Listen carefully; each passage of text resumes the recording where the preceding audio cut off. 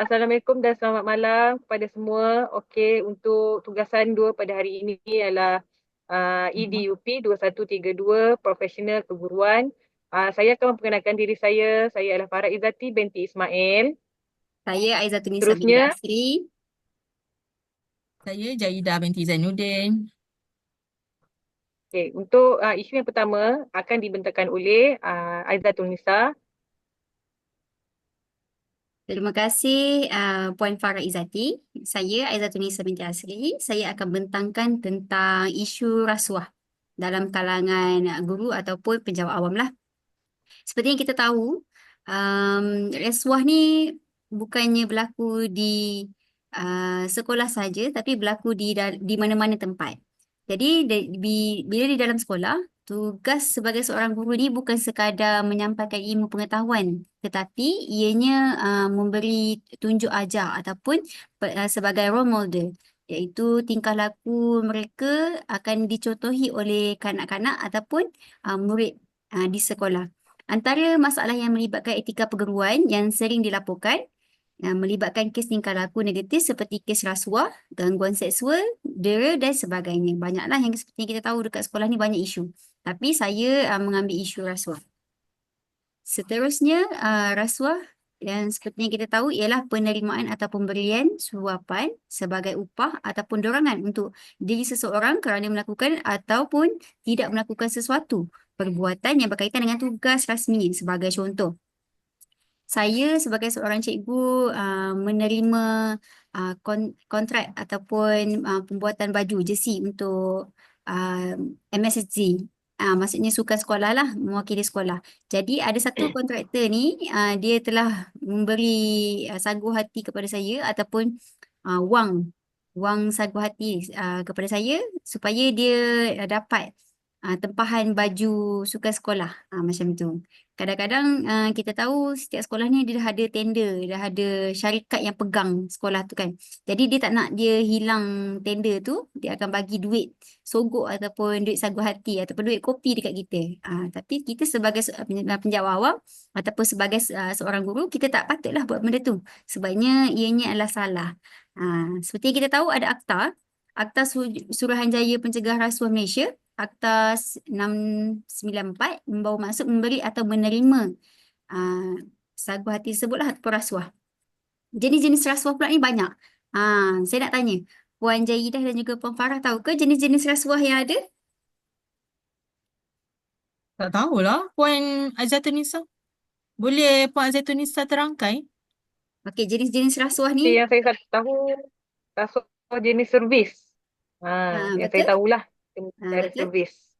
Okey, seperti yang tertera dalam slide ni, jenis rasuah tu bentuk wang, bonus, jawatan, undi, upah, diskaun, perkhidmatan dan juga hadiah. Seperti yang kita tahu, macam wang tadi tu macam saya katalah, dia bagi duit kopi ataupun duit sagu hati.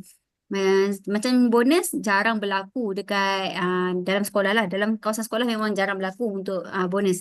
Manakala jawatan, ya, sering berlaku di dalam kawasan sekolah. Sebagai contoh, guru besar ataupun PK ke memberi jawatan kepada seorang guru ataupun kita sebagai seorang guru mungkin kita dapat jawatan tersebut atas sebab sogokan macam tu. Contohnya aku bagi kau macam ni, jawatan sekian-sekian. Tu kira rasuah jugalah tu. Aku bagi kau duit sekian-sekian, kau bagi aku jawatan ni supaya kita dapat markah SKT yang tinggi. Sebenarnya benda tu tak boleh lah. Tu pun adalah bentuk rasuah juga. Seterusnya ialah undi. Undi ni jarang juga berlaku saya rasa di sekolah. Upah ni ya sering berlaku. Diskaun tak adalah. Perkhidmatan, mungkin diskaun ni berlaku dalam bentuk tender sekolah lah kot. Rasanya macam kantin ke, kedai buku, koperasi. Mungkin benda tu berlaku dekat sekolah lah. Dan manakala perkhidmatan, saya rasa ada juga berlaku dalam kawasan sekolah di mana mungkin antara anggota pelaksana dan juga ibu bapa ataupun pentadbir dan juga ibu bapa. Seterusnya ialah hadiah. Hadiah ni selalu kita dapat lah. Contoh macam PBT ke yang selalu datang sekolah bagi hadiah ataupun ibu bapa tu sendiri bagi hadiah kepada sekolah berbentuk hadiah. Sebagai contoh hamper, bagi hamper dekat cikgu ni supaya anak dia dapat Markah TP6 dalam satu subjek. Sebenarnya tak boleh juga. Setakat ni okey ke Puan Jaida dengan Puan Farah? Okay, faham. Okay, Faham faham. Okey, ini saya sertakan beberapa isu ataupun yang telah diberitakan ataupun diwartakan dalam surat khabar lah. Sebagai contoh, sebelah kiri kita ni ada bekas guru besar dipenjara sehari dan didenda 10,000 kerana kes rasuah. Bukannya orang kata guru besar sahaja, guru biasa pun terlibat juga dengan isu rasuah. Manakala sebelah kanan pula di Johor Bahru seorang guru bukan seorang guru besar, seorang guru ni di sebuah sekolah Batu Pahat dikenakan hukuman atas kesalahan rasuah jugalah kerana membuat pengakuan yang dibaca di hadapan Hakim Datuk Ahmad Kamal Arifin berdasarkan kertas pertuduhan bapa kepada 8 cahaya mata tersebut melaporkan kepada Suruhanjaya Pencegahan Rasuah Malaysia di mana guru ini menerima wang pemberian berjumlah 33,000 daripada dua individu iaitu pemilik syarikat. Ini pun salah lah. Dia macam seperti tender lah, tender yang kita open. Sepatutnya tender tu open tapi kita dah diberi sogokan supaya kita terima tender tersebut. Okey, hukuman bagi kesalahan rasuah ni ni yang umum saya bagi. Umumnya ialah hukuman bagi kesalahan rasuah ialah dipenjara selama tempoh tidak melebihi 20 tahun dan didenda tidak kurang daripada 5 kali ganda nilai suapan ataupun RM10,000 mengikut mana-mana yang lebih tinggi. Sebagai contoh, jika A menerima rasuah sebanyak RM5,000, maka hukuman penjaranya dan denda sebanyak RM25,000. Di mana RM5,000 yang dia terima tadi kali dengan 5. Boleh ke? Faham? Faham. Banyak tu denda tu. Banyak kan? Okey. Seterusnya kalau jika B pula menerima rasuah. Tadi dia memberi, ni menerima pula. Kan? Tadi jika A menerima kan? Ni jika B menerima rasuah sebanyak 1,000. Tadi 5,000 kan? Ni 1,000 je. 1,000 maka hukumannya adalah penjara dan denda 10,000. Kenapa jadi 10,000? Sebab 10 kali ganda. Betul tak? betul. Sebab minima dia ialah 10,000. Walaupun tadi 1 kali dengan 1,000 kali dengan 5 hanya 5,000 kan. Tapi nilai minima dia ialah 10,000. So kita ambil nilai minima. Faham. Faham. So macam tak berbaloi lah kalau rasuah sikit-sikit. Okey, seterusnya ni Akta Suruhanjaya Pencegahan Rasuah Malaysia SPRM yang berkuat kuasa pada 1 Jun 2020. Yang ini kita boleh lihat perkara ini telah diumumkan melalui kenyataan media apa semua ni. Tarikh permulaan kuasa ialah tahun 2009, Akta 17A. Tapi sekarang ni dia yang baru, Kerajaan Persekutuan bertarikh 27 Mei 2020. Pindaan peruntukan ini adalah beberapa pindaan seksyen lain sebelum ianya telah dilaksanakan melalui Akta Suruhanjaya Pencegahan Rasuah Malaysia. 2018 pun ada juga Akta A1567. Yang pindaan ini diwartakan pada 4 Mei 2018. Seterusnya Seksyen 17A tadi tu SPRM 2009. Tapi yang terkini 2020 lah berkuat kuasa pada 1 Jun 2020. Ni boleh baca lah dia punya Akta Suruhanjaya ni. Kita boleh buat Google search je lah sebenarnya.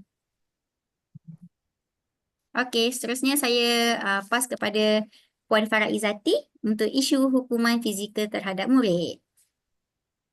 Okey, terima kasih Aizatun Nisa. Okey, saya akan membincangkan isu hukuman fizikal terhadap murid yang menjurus kepada penderaan. Okey, sejak akhir ini kita banyak dapat berita tentang tindakan dan hukuman yang keterlaluan daripada pihak sekolah yang telah dilaporkan dan diwawarkan di media sosial, di media masa kita lah.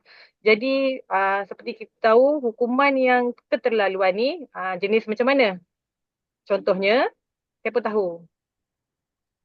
Hukuman fizikal terlaluan ni. Rotan. Rotan ni anggota yang tak sepatutnya lah. Ya. Lagi? Siapa tahu? Sebagai contohnya adalah kita cubit sampai berdarah.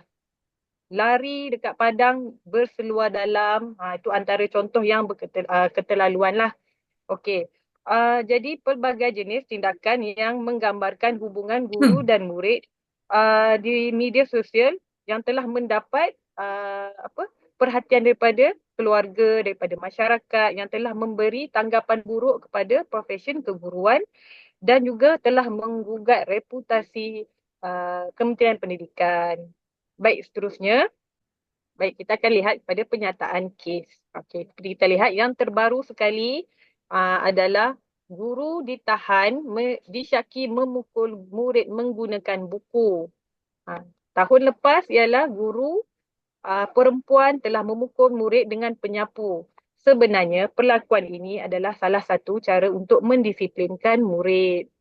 Tapi masyarakat dia tak nampak semua benda tu. Dia ingat kalau kita cara pukul apa semua ni adalah satu kaedah penderaan kepada murid-murid sekarang.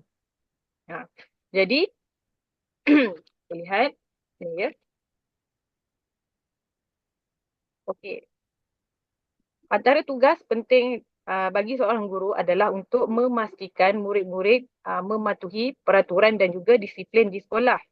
Walau bagaimanapun, guru-guru mestilah diberi tunjuk ajar dan juga panduan yang tepat tentang perkara sebegini. Kerana tak semua mempunyai kemahiran dan pengetahuan dalam mendisiplinkan. Okey, baiklah kita akan tonton video supaya kita dapat pencerahan tentang isu pada malam ini. Saya akan mainkan. Nak memberitakan seorang bekas sekolah kebangsaan di Selayang yang bekas muridnya dengan penyapu sehingga berdarah dan menerima 5 jahitan di kepala membayarkan DUP berjumlah RM85. Berseluruh jaya kami berpengalaman tinggi dan terima kasih buat keputusan itu selepas mendengarkan rayuan pelajar berkenaan yang kini yang 13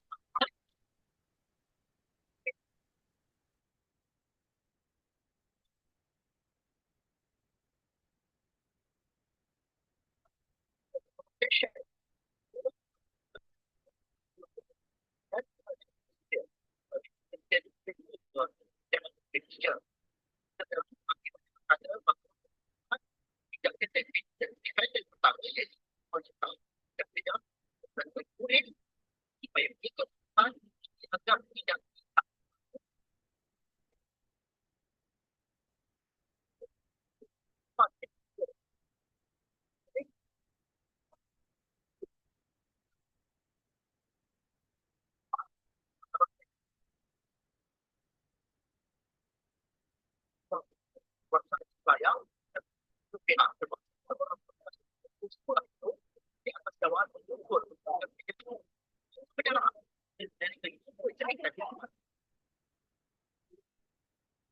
Okey. Baik, sebelum tu saya ingin memberi pencerahan bahawa KPM telah pun menetapkan bahawa hanya guru besar ataupun pengetua adalah orang yang bertanggungjawab penuh dalam melaksanakan hukuman terhadap murid. Tapi ada juga sekolah kuasa menghukum murid dengan bertujuan memberi pengajaran dapat diturunkan kepada guru-guru yang berdaftar dan juga guru yang diperuntukkan kepada guru yang dipertanggungjawabkan mestilah mengetahui tata cara yang telah ditetapkan. Faham setakat ni? Okay. Saya sambung lagi. Faham. Selain boleh teruskan poin Puan Farah? Okay. Surat penurunan kuasa hendaklah dikeluarkan kepada guru tersebut. Barulah guru tu ada kuasa untuk memberi hukuman yang sewajarnya lah. Jadi perkara ini telah jelas dinyatakan dalam peraturan-peraturan pelajaran dalam kurungan disiplin sekolah 1959 di bawah ordinan pelajaran 1957. Okey, baik. Seterusnya, boleh tak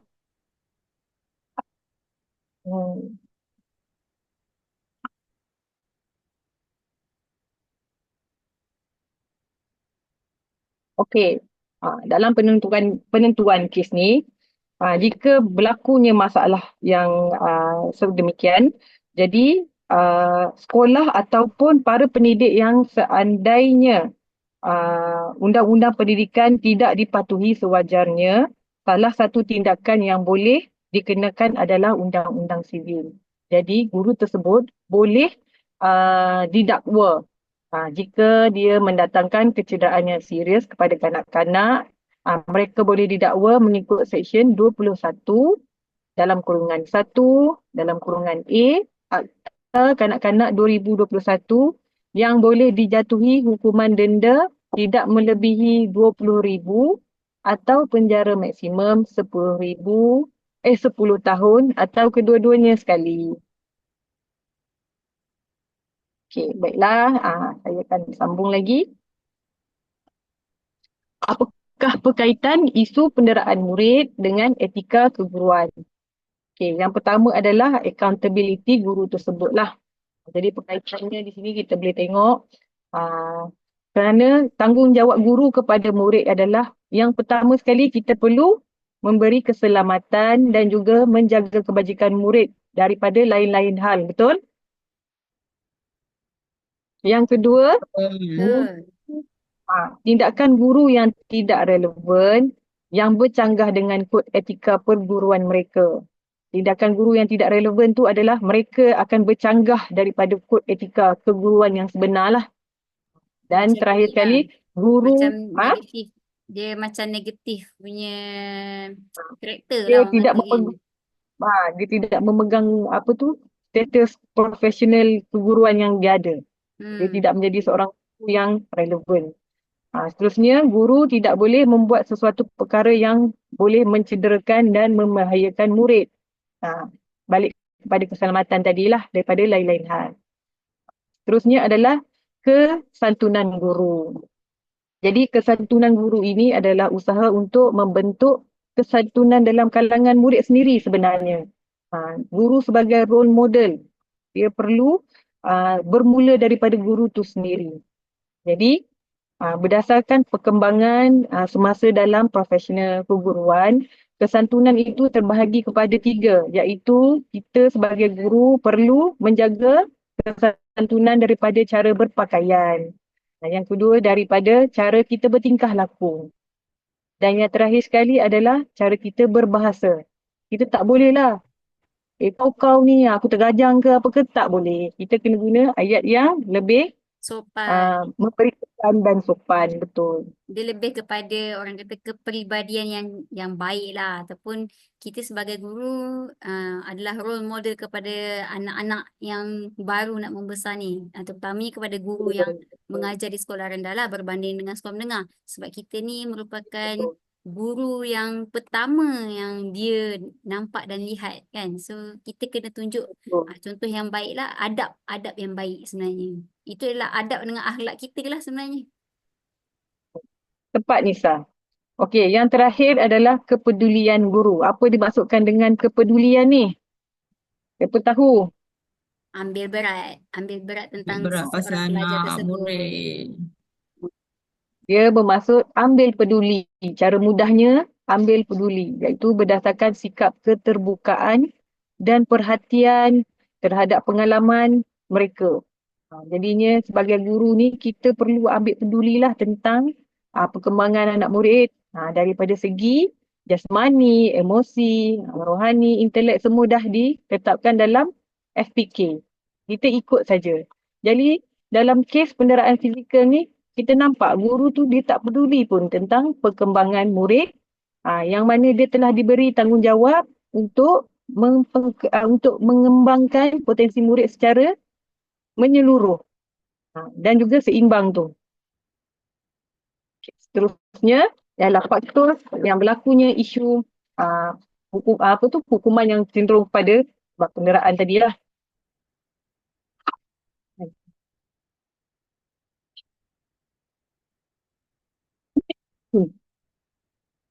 Okay. Yang pertama, faktor yang berlakunya isu adalah kurangnya sistem ataupun aktiviti pemantauan terhadap disiplin guru di sekolah. Jadi, pihak sekolah, para pentadbir ni dia tidak memantau aktiviti guru tu sendiri dalam mendisiplin murid. Dia buat hal pentadbir buat hal pentadbir, guru buat hal guru. Jadi dia tak ambil campur tentang macam mana guru-guru di bawah pentadbiran dia tu mengendali isu disiplin murid. Itu makanya jadi hukuman yang keterlampauan tadi tu. Yang kedua, beban kerja yang banyak hingga guru kurang kawalan emosi. Seperti kita tahulah, guru ni bukan sekadar mengajar. Kerja-kerja pengkeranian, macam mana dengan kita nak handle co-curriculum, macam mana nak melatih lagi, macam mana dengan kita nak buat mengambil kehadiran murid lagi. Jadi beban-beban guru ni menyebabkan guru tak boleh nak kawal emosi dengan sewajarnya lah. Jadi dia telah melepaskan emosinya pada murid. Yang ketiga adalah guru kurang kesedaran dalam mendisiplin murid secara moden. Ini adalah daripada zaman dulu lagi, diguna pakai daripada zaman dululah. Cara zaman lama dulu, guru-guru kita rotan. Ada yang pernah ditampar, disepak. Tapi zaman dulu kita takkan balik cakap dengan ibu bapa kita. Kerana kita ada hormat dan terhutang budi dan ilmu dengan cikgu kita tu. Zaman sekarang tak boleh. Cara disiplin moden zaman sekarang, time out. Salah satu cara adalah kita bagi time out ataupun kita bagi heart to heart, hati ke hati. Zaman sekarang ni saya pun merasakan ada murid yang boleh terima, ada murid yang kita kata kaedah-kaedah sebut tidak berkesan. Betul? Betul. Yang Sekarang Betul. macam murid yang lebih keempat, manja kurang ataupun pegangan Terlalu agama manja lah. ke? Betul. Yang keempat adalah kurang pegangan agama. Bila kita ni tak mendalami agama, tidak belajar tentang macam mana kesabaran berlakulah perkara-perkara jika kita telah dikuasai oleh nafsu yang membuat ketika marah, hilangnya kesabaran. Jadi perkara-perkara tak diingini dalam memberi hukuman tu pun berlaku. Yang terakhir adalah murid tidak menghormati guru. Okey. Murid tak menghormati guru ni adalah selalunya murid itu sendiri tidak dapat perhatian dekat rumah oleh ibu bapa dia. Dia terlalu dimanjakan oleh ibu bapa. Jadi, dia melepaskan segala ketidakpuasannya di sekolah. Boleh dikatakan kebanyakannya masa seorang murid itu di sekolah lebih banyak daripada di rumah. Jadi, guru tu boleh katakan tahu perangai sebenar anak berbanding ibu bapa sendiri sebenarnya. Zaman sekarang pula ibu bapa pula berada. Ibu bapa ada duit. Dia memberikan segala-galanya pada anak. Jadi bila berlakunya isu macam ni, dengan mudahnya tindakan diambil. Jadi guru senangnya didakwa. Betul? Betul, tapi Boleh bayang. kadang-kadang bab pada kurang pegangan murid tidak menghormati guru ni, kadang-kadang guru tu sendiri tak menunjukkan sikap untuk dia dihormati. Sebagai contoh, guru tu menganggap murid tersebut ialah sebagai kawan, rakan sebaya mereka. Sebab tu tak ada borderline ataupun pelajar tu sendiri tak ada rasa hormat pun dekat guru tu sebab guru tu melayani ataupun menganggap mereka ni sebagai kawan. Jadi murid tersebut dia macam confused, keliru. Macam mana nak meletakkan diri seorang guru ni sampai hilangnya rasa hormat terhadap guru tu berlaku. Betul. Boleh kata macam dia tak ada hormat, tak ada border antara guru dengan murid tu sendiri. Betul, tak ada sempadan. Okay.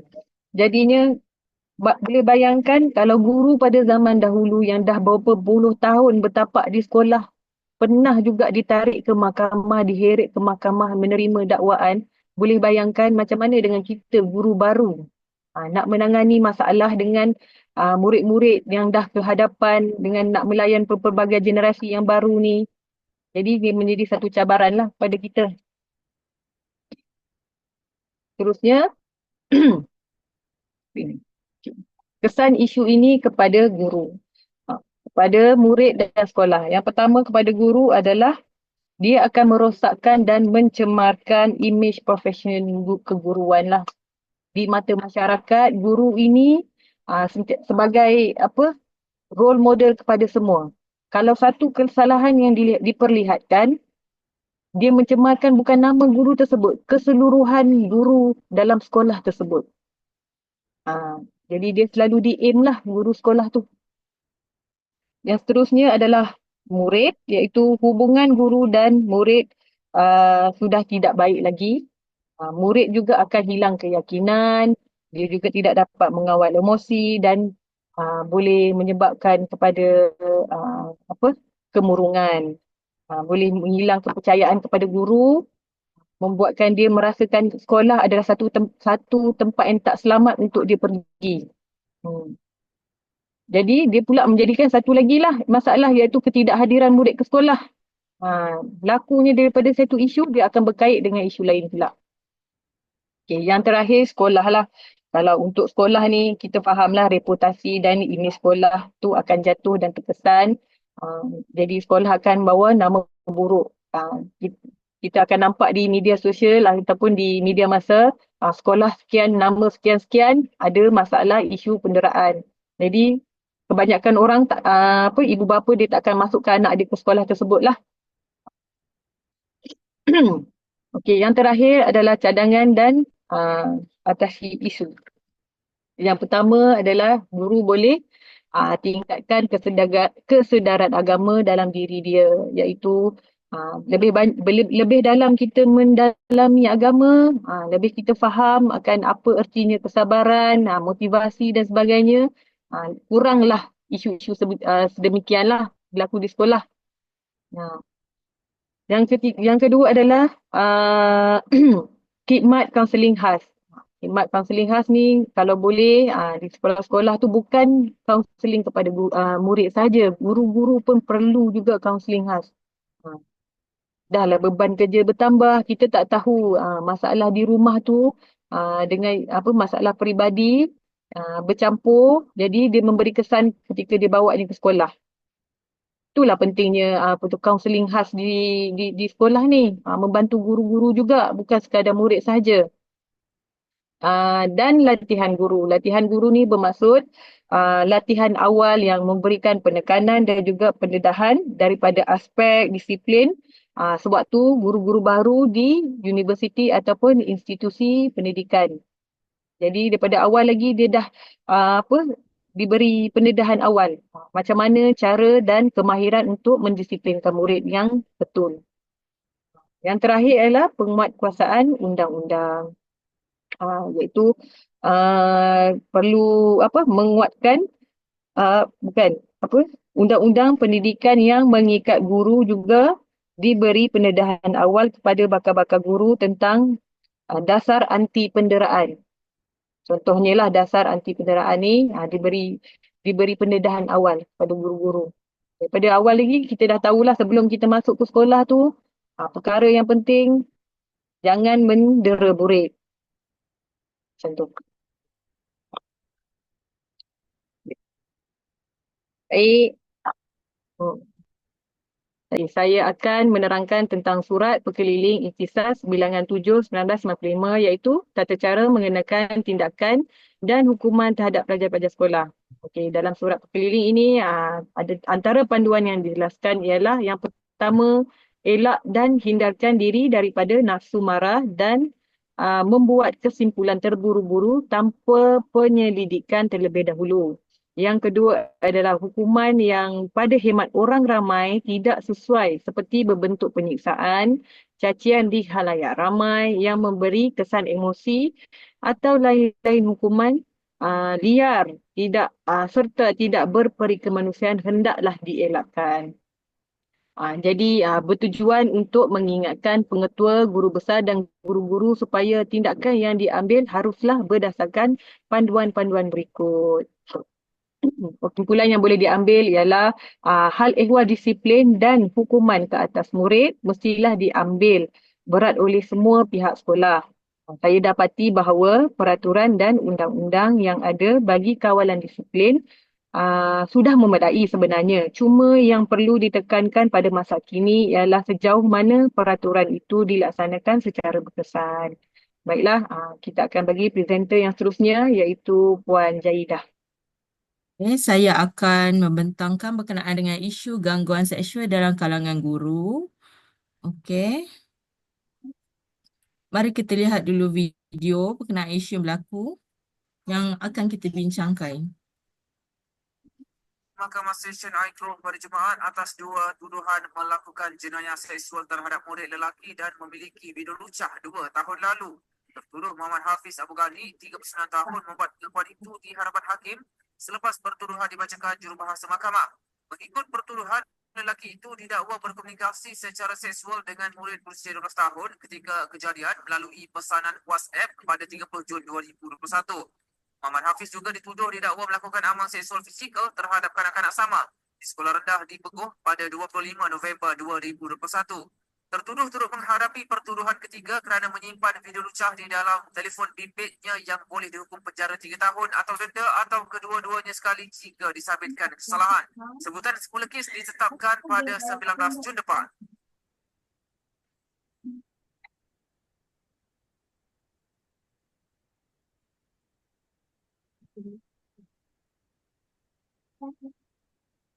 Okey, video tu merupakan salah satu isu lah yang berlaku dalam kalangan guru yang isu gangguan seksual dalam kalangan guru. Okey, etika dan perundangan keguruan berkenaan isu gangguan seksual. Isu gangguan seksual dalam kalangan pendidik adalah satu perkara yang serius dan memerlukan perhatian serta tindakan yang tegas. Gangguan seksual dalam konteks keguruan boleh berlaku apabila seseorang pendidik melakukan tindakan atau tingkah laku yang tidak sesuai atau mengganggu seseorang individu secara seksual, sama ada pelajar, rakan sekerja atau mana-mana pihak yang terlibat dengan persekitaran sekolah lah. Okey, untuk etika keguruan, next slide. Okey, perundangan keguruan. Di Malaysia terdapat undang-undang dan peraturan yang berkaitan dengan gangguan seksual, khususnya dalam konteks pendidikan. Tindakan gangguan seksual yang dilakukan oleh pendidik boleh dikenakan tindakan undang-undang yang serius, termasuklah antara akta yang terlibat, Akta Kerja 1955 pindaan 2022, Seksyen 81A hingga 81G. Okey, ini merupakan akta kerja yang berkaitan dengan sektor pekerjaan. Pindaan yang dilakukan pada tahun 2022 memperkenalkan Seksyen 81A hingga 81G yang menggariskan keperluan bagi semua majikan untuk menangani gangguan seksual di tempat kerja, termasuklah institusi pendidikan. Guru yang didapati bersalah melakukan gangguan seksual terhadap pelajar atau rakan sekerja boleh dikenakan tindakan disiplin lah, dan undang-undang yang berdasarkan akta ini. Okey, untuk nombor 2, akta nombor 2, Kanun Keseksaan Akta 574. Okey, Kanun Keseksaan menetapkan hukuman bagi pelbagai bentuk gangguan seksual yang boleh berlaku dalam institusi pendidikan. Antaranya Seksyen 354 iaitu serangan atau kekerasan jenayah dengan niat untuk mencabur kehormatan.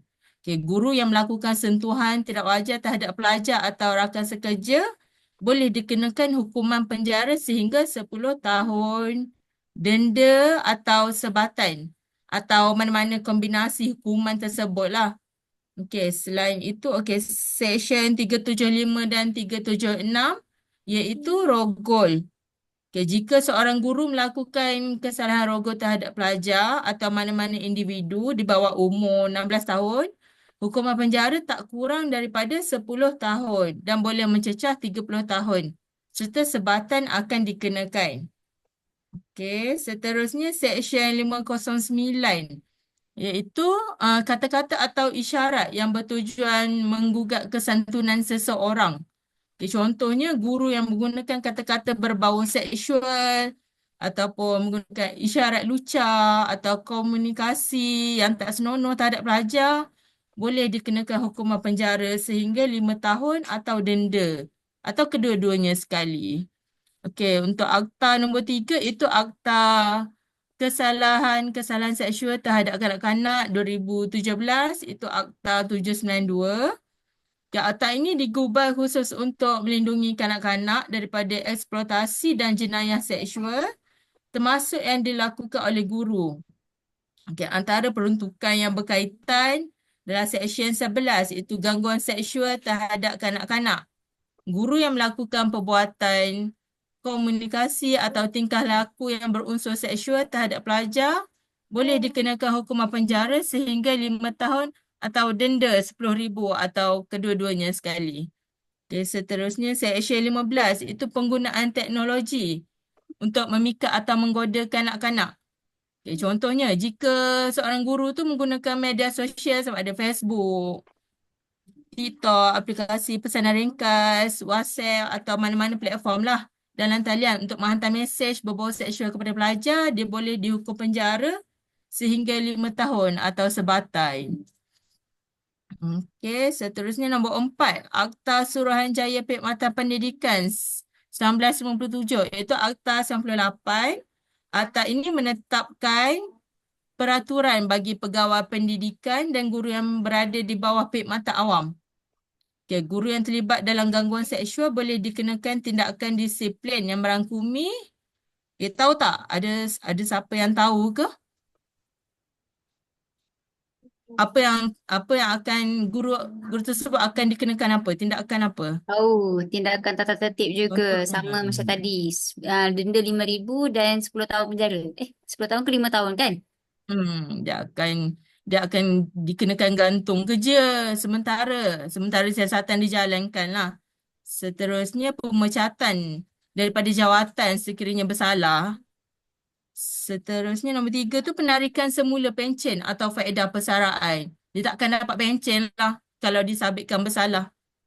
Okey, faham Faham. Seterusnya nombor Faham, 5. Puan Zaida. Okay. Nombor 5, peraturan pegawai awam, kelakuan dan tata tertib 1993. Okey, di bawah peraturan ni, guru sebagai penjawat awam dikehendaki menjaga tingkah laku yang beretika dan profesional. Jika didapati melakukan gangguan seksual, tindakan tata tertib boleh dikenakan seperti contoh diberikan amaran, penurunan pangkat daripada pangkat jadi bos, boleh jadi kerani. Okay, lagi akan dipecat lah Gaji. daripada jawatan tu. Apa? Gaji. Penisa?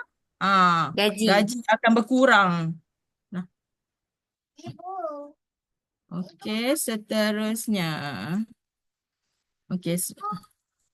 Selain itu, jika kesalahan dilakukan melibatkan unsur jenayah, guru tersebut boleh dikenakan pertuduhan di bawah Kanun Keseksaan dan atau kesalahan-kesalahan seksual terhadap kanak-kanak 2017. Okey. Okey, untuk implikasi gangguan seksual dalam keguruan. Banyak implikasi yang akan timbul dengan isu gangguan seksual ni. Dia bukan hanya membawa kesan kepada individu yang terlibat tetapi juga boleh memberi impak yang lebih besar kepada sekolah, komuniti dan masyarakat secara keseluruhannya.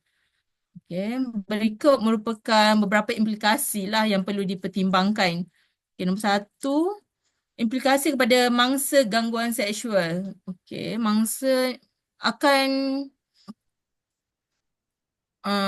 gangguan seksual boleh mengalami tekanan emosi yang besar, termasuk kebimbangan, kemurungan, rasa malu dan gangguan.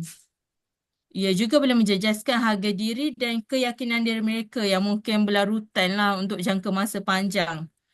Selain itu akan menjejaskan jugalah akademik mangsa. Mereka mungkin menghadapi kesukaran dalam menumpukan perhatian dalam pembelajaran, boleh merosakkan prestasi akademik. Selain itu juga boleh menyebabkan kegagalan lah dalam peperiksaan dan kehilangan minat dalam pendidikan. Untuk seterusnya kesan seksual. Mangsa akan menyebabkan mangsa terasa terasing dan menjauhkan diri dari rakan sebaya dan guru-guru mereka. Ia juga boleh menyebabkan rasa tak selamat di persekitaran sekolah. Untuk implikasi kepada guru yang terlibat pula akan dipecat dan tindakan disiplin akan diambil. Termasuk. Selain itu juga mereka juga boleh dikenakan tindakan undang-undang seperti pendakwaan atau tuduhan jenayah yang berkaitan dengan gangguan seksual. Selain itu, kehilangan integriti dan reputasi. Pendidik yang terlibat dalam gangguan seksual akan kehilangan reputasi profesional mereka. Ini boleh mengakibatkan kesukaran dalam mencari pekerjaan barulah. Selain itu, serta kehilangan keyakinan diri daripada masyarakat ataupun akan dipulaukan oleh masyarakat lah. Seterusnya, kesulitan perundangan. Pendidik, guru yang didakwa melakukan gangguan seksual boleh terdedah kepada proses perundangan yang panjang dan mahal yang menambah beban kepada emosi dan kewangan mereka.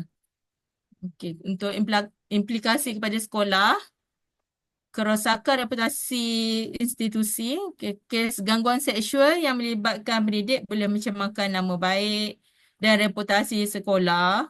Kepercayaan masyarakat terhadap sekolah tersebut boleh terjejas dan pelajar serta ibu bapa mungkin kehilangan keyakinan terhadap keselamatan dan keberkesanan pendidikan yang disediakan.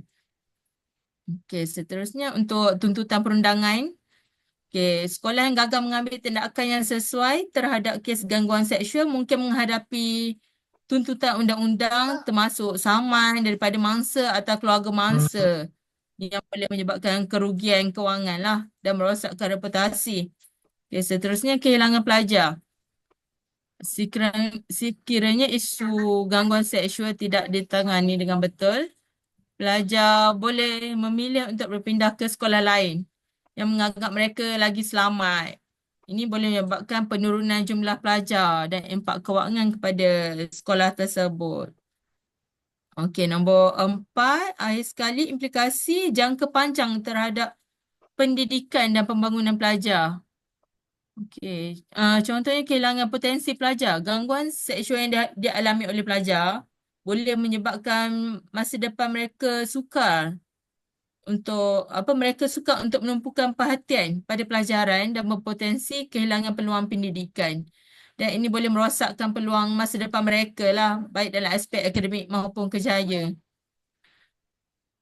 Selain itu, pembangunan sosial yang terganggu. Sekiranya masalah gangguan seksual tak ditangani, ia mungkin memberi kesan negatif kepada pembangunan sosial dan emosi pelajar. Mereka mungkin menghadapi kesukaran untuk membentuk hubungan yang sihat dan membina keyakinan diri yang teguh. Okey, kesimpulannya, implikasi gangguan seksual dalam keguruan adalah lebih besar daripada sekadar kesan kepada individu yang terlibat lah. Ia boleh merosakkan reputasi, impak psikologi, kesan undang-undang dan kemerosotan kepercayaan masyarakat terhadap sistem pendidikan. Okey, untuk keseluruhannya, perbincangan ini menunjukkan bahawa isu keguruan di Malaysia memerlukan perhatian serius daripada semua pihak, termasuk kerajaan, masyarakat dan pihak sekolah bagi memastikan guru diberi sokongan yang mencukupi untuk menjalankan tugas mereka dengan berkesan dan memastikan sistem pendidikan negara terus berkembang. Okey, itu sahaja. Simpulkan, sebagai seorang guru, kita kena tunjuk role model yang baik kepada pelajar. Macam tadi, isu rasuah, isu keganasan terhadap murid dan juga isu gangguan seksual tidak sepatutnya berlaku di sekolah. Jadi kita sebagai seorang guru seboleh-bolehnya tunjukkan contoh tauladan yang baik supaya anak murid kita pun boleh menjadi seorang insan yang berguna di masa akan datang. Terima kasih.